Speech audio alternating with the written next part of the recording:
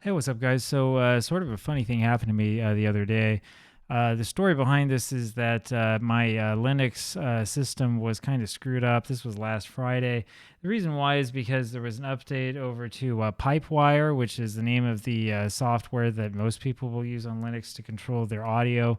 The update was, I think it's like 0.3.69 or something like that. It completely ruined audio on my system, including making the microphone impossible to pick up and destroying all system audio everywhere. And it was kind of funny, right? So I would like open up Firefox and like test it out and be like, can I open up a YouTube video? And like, not only would I not be able to hear sound, but like the video itself wouldn't open, or I'd open up like an MP3 and nothing would come out, nothing would open. It took me a while to figure out that the problem was Pipewire, because when you're on Linux, it's like, nobody will tell you what the problem is, right? You got to figure it out yourself. That's what it's all about. Anyway, long story short is that as a result of all of this, I kind of removed OBS and installed it again, and then removed it again and installed it again. I mean, OBS wouldn't even load up most of the time until I finally realized that it was an audio problem. Someone fortunately had posted about it on Reddit. I was able to get like a fix applied, and that's the reason why you can listen to me today. Isn't it wonderful? Technology is great.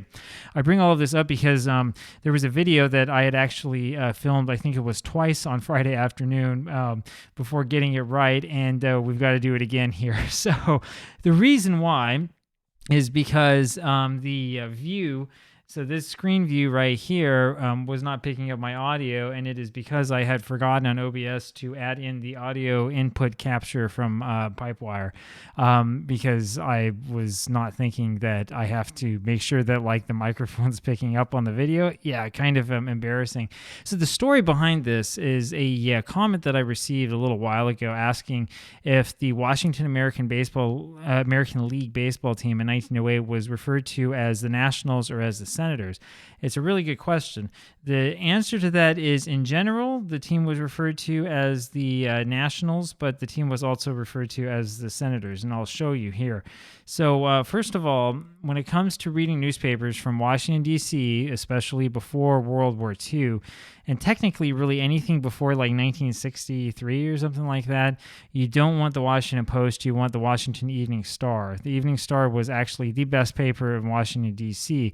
The Washington Post became famous largely because of the Pentagon Papers leak in the early 1970s, and had also gone through kind of a tumultuous time in terms of like the paper's management. There's a really good book out there about it that I'm pretty sure I read a couple of years ago about sort of how the Post was managed. But yeah, there was a lot of kind of odd things going on.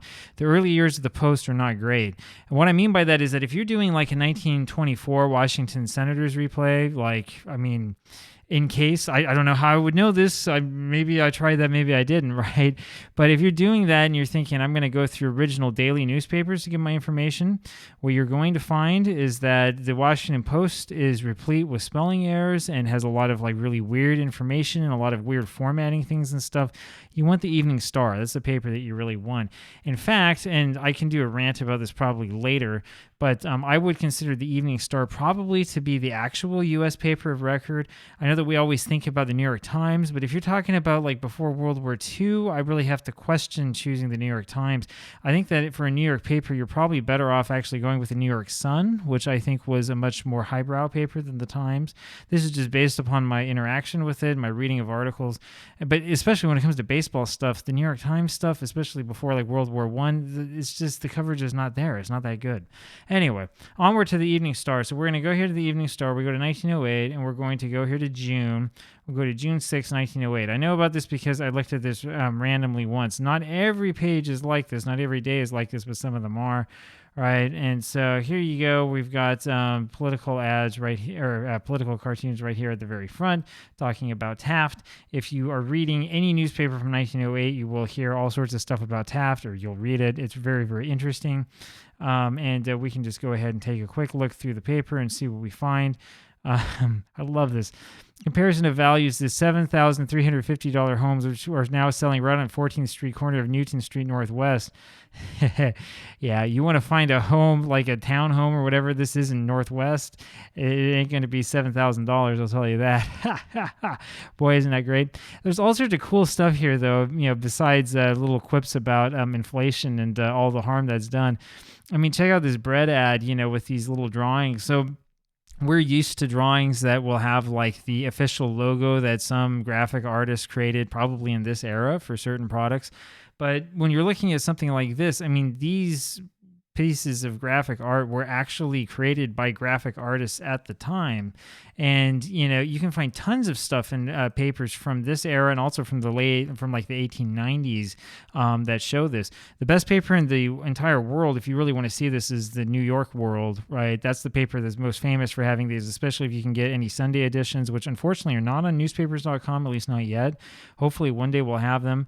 Although I worry that they would not be in color. You really need to see them in color. If you haven't seen that before, you really should, because it will make you interested in old newspapers. We are missing out, by the way, in our day and age, because our papers today are just nothing like this, and it's just so much more interesting to go back and look at it. Even if you don't really care about, history, this stuff is interesting. All right, so here we go. Page 10, White Sox defeat the Nationals. This is my favorite part right here, right? As you can tell, I've done this before. Nationals only tally. Washington broke the ice in the 5th. Blah, blah, blah, blah, blah, blah, blah, blah. Here we go. 2 Senators got on in the 7th. So you have the Washington team called the Nationals here and up at the very, very top in the headline. But then under this heading, we refer to the team as the Senators, right? Now, there are other examples of this that you can find if you look around and if you look closely enough, right? I'm not going to take the time, at least right now, to like point all of this stuff out. But the truth is that when it comes to nicknames of teams from this era, it is incorrect to think about this in sort of the modern sense. So we tend to think about a baseball team nickname as being like this real proprietary thing and something that is very formal and that is protected by trademarks and all of this other stuff.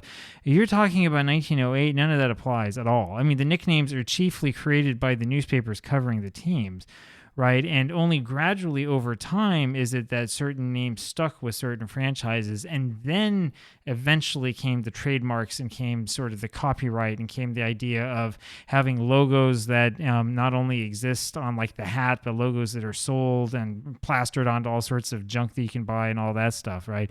In the early days, these names were sort of attributed to the team by the newspapers, and a lot of names come from sort of historical ties that you especially we'll see in college football. I'm thinking about like the Tennessee Volunteers, for example. That's a pretty famous example. A lot of other names will come based on teams that were historically in the city before, right? In Philadelphia Athletics, for example, were called that because it was the Athletic Club of Philadelphia, right? It's stuff like that we don't always realize. Some names that today are very controversial and that we're not supposed to say, like the Cleveland Indians, were not created in terms of like a racist stereotype. My understanding is the name Indians was created in memory of a Native American who was sort of like a team mascot. I think maybe have played for the Cleveland team back in like the 1910s. I have to go back and get my history right about that. I know that somebody watching this will have it right and will put something in the comments and correct me on that. But when you really go back and you look at like the actual history behind this stuff and understand what really happened and where these nicknames come from, you'll understand that it's a little bit more complicated thing than you might think. And it's not so much like, oh, we can only call this team by this name because of this or that, right? A great example, I'm not going to go back and find it for you right now, but we always think about the New York National League team as the Giants, right? Because of that story from the 1880s where, the owner came into the clubhouse, looked at the team and said, "Here are my Giants." And there was a press officer there, or maybe the whole thing was made up, I don't know, and they just ran with it, right? But the truth is that if you read certain newspapers from 1900 that were very critical of the Giants, instead they will make references to them not as the Giants, but as like some sort of phrase, involving Tammany Hall and some of the politics of the era, which probably was also true. I don't know the history of this stuff that well.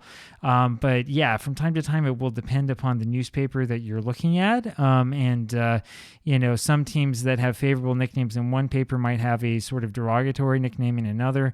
And the thing is that sort of the official nicknames that you're going to see on Baseball Reference and places like that, in many cases, may have actually not been very positive. They may have been somewhat derogatory names that maybe the team would not have been so fond of. I'm thinking here about the Chicago Orphans or Remnants or whatever they called the Chicago National League team right around the turn of the 20th century, right? So you have to be really careful with this when you're looking in it. And in some of these cases, you're not fully going to realize this until you start really digging in and doing research and looking at these old newspapers and also reading what other people have written about it. It's sort of the way that it is, right? We have this modern idea of how these clubs and organizations worked, and it doesn't really apply that well to the way that things actually worked back 120, 130 years ago. So anyway, there you go. Hope you enjoy that little look into history, and we'll have more of these kind of odd things where I show my bizarre knowledge about all sorts of trivial stuff in the future. Talk to you later. Bye.